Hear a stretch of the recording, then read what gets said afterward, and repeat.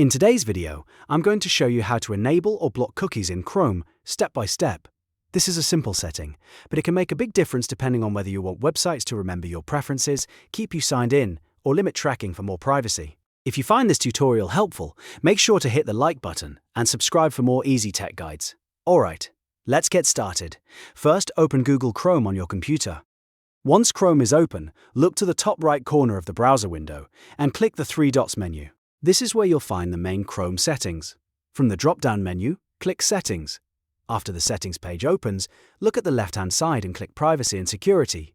This is the section that controls many of Chrome's privacy options, including cookie settings. Next, click Third-Party Cookies. Here, Chrome will show you the options for managing cookie behavior.